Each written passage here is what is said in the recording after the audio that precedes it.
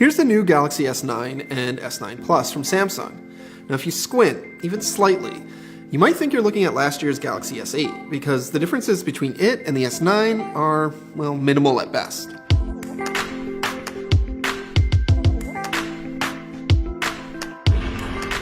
But this is the Android phone that more people will buy than any other this year, and it does come with a few new things that those people will appreciate.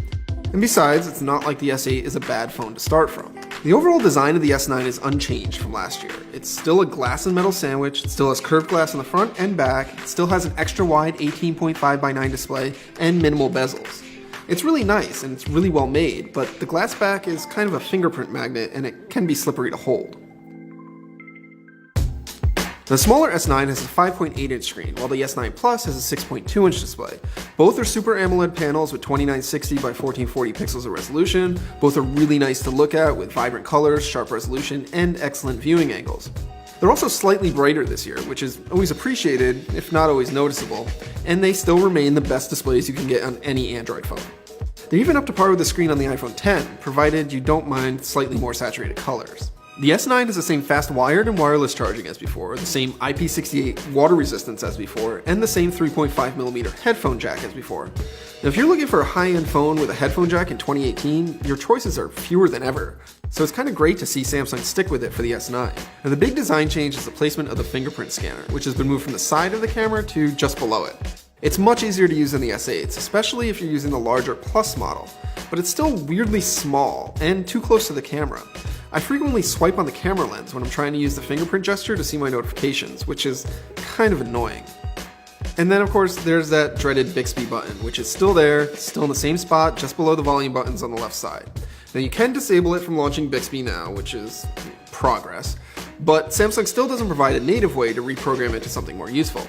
Now at its worst, it's annoying, and at its best, it's a little fidget button that you can press without having to worry about doing anything, if you actually disable Bixby. The other new hardware feature here is stereo speakers, which basically catches Samsung up to what everyone else has been doing for a couple of years.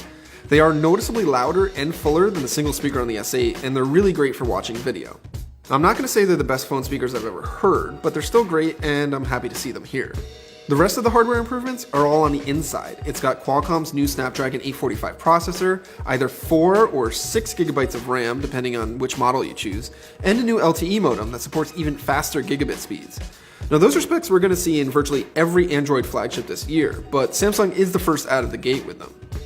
Performance, at least during my review, has been great. Everything is really fast and responsive, and the network performance is just as impressive as last year's, and to be honest, noticeably better than the iPhones. Now unchanged are the size of the battery and the internal storage. You get a 3000 mAh battery in the S9 and a 3500 mAh battery in the S9 Plus.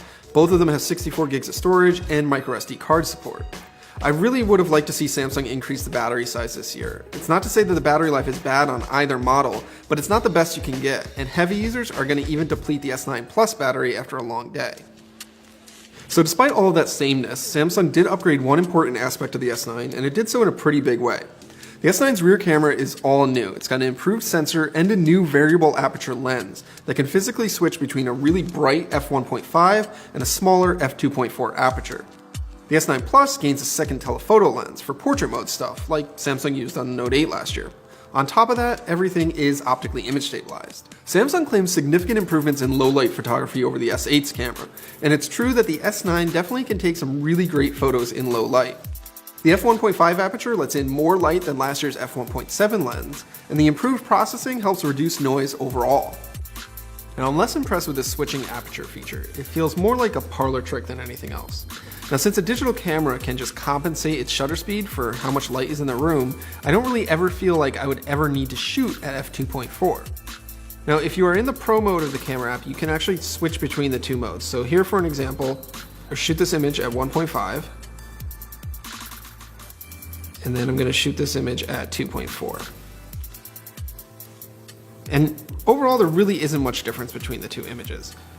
The f1.5 has a slightly blurrier background than the f2.4, which has a little bit longer depth of field, but in terms of like sharpness, there really isn't any difference there. So I'm not sure why I would ever shoot at f2.4 on this phone.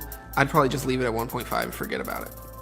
The S9 Plus's second telephoto lens is similarly gimmicky. Samsung's live focus portrait mode just isn't as good as Apple's or Google's at separating a subject from the background. And in challenging lighting conditions, the image quality is kinda bad. The S9 can shoot 4K video at 60 frames per second, or slow motion 1080p video at 240 frames per second, which catches it up with what the iPhone can do. Now both modes produce nice quality video, but you have to make sure you have plenty of light for the slow motion mode, or you'll see a lot of noise in the video. Overall, the S9's camera is definitely an improvement, and it's very good on its own. But if you weren't a fan of Samsung's image processing before, you still won't like it now. Sure, there's less noise than before and the colors are pleasing, but all of the images definitely have Samsung's look to them, which is different than what Apple or Google's cameras produce. At this point, it really comes down to personal preference, but it's definitely something to be aware of. Now, one thing I wish Samsung did spend some time on is the front camera on the S9. It's the same 8 megapixel camera as found on the S8. It does have autofocus, which no other front camera has yet to replicate, but its portrait mode just isn't as good as Google or Apple's. So all of that stuff is great, and it's going to keep the S9 at the top of phone rankings for most of 2018. But there's a ton of other things that Samsung is pushing with the marketing for the S9 this year, and to be honest, you'll probably never use them. It's almost as if Samsung just couldn't help itself. Now first up is AR emoji. It's Samsung's take on the iPhone X's Animoji feature. Here's how it works. It scans your face, and then it produces a Bitmoji looking character based on 100 points of your face that kinda maybe sometimes looks like you. Then it takes this character, and it creates a bunch of reaction GIFs with it that you can then send in messaging apps. And then there's also some weird looking animals that you can create video clips with, like you can do with Animoji on the iPhone. Now there's a couple of issues with Samsung's AR emoji. First off, Samsung isn't using any special tech to capture your face or movements, it's just relying on the camera, so tracking is pretty bad.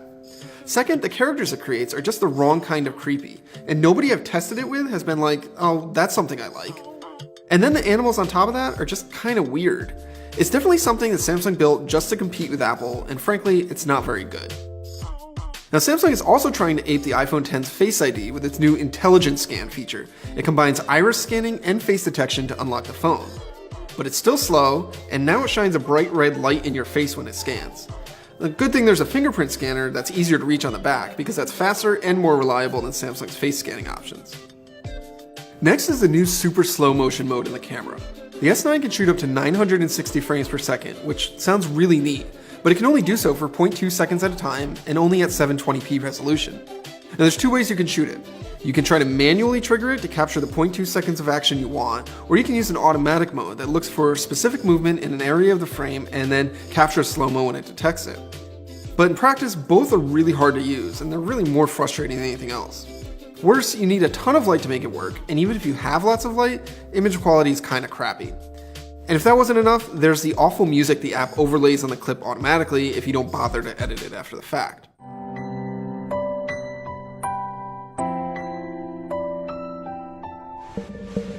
Now Bixby. It's not new, but it's still here, and it's still bad. It's gotten a fresh coat of paint, and it's slightly faster than before, but it's still way slower than the Google Assistant and isn't as good at parsing my voice commands.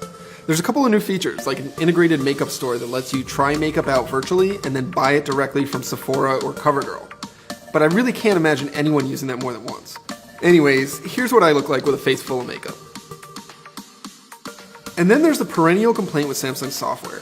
Why are there so many duplicate apps? The unlocked S9 I've been testing has 2 email apps, 2 gallery apps, 2 browsers, 2 app stores, and 2 payment apps. Now a couple of Samsung's apps are good, mostly the Samsung Browser and Samsung Pay, but the rest are inferior to the Google apps that are also installed on the phone, which just makes them kind of annoying. And if you care at all about software updates, Samsung is one of the worst manufacturers when it comes to delivering new versions of Android. As of this review, last year's Galaxy S8 still doesn't have Android 8.0 in the US, and that was released by Google over 6 months ago. Okay, so it sounds like I just took a huge dump on the S9, but like I said, most of these bad things can be ignored. You can turn off Bixby, never bother to use AR emoji or super slow-mo, and disable most of Samsung's apps. The only real sticking point for some people will be Samsung's poor update history. But that leaves the rest of the S9, which is actually really great. It still has a modern design, has great performance, a great screen, and a very good camera. Outside of the display, the S9 isn't a class leader in any category, but it's good enough in all of them that the whole package makes for a great phone. Chances are, if you're spending between $700 and $900 on a new phone this year, the S9 is going to be one of the best options you can get. But if it doesn't do it for you, you might want to wait for Samsung's next big thing.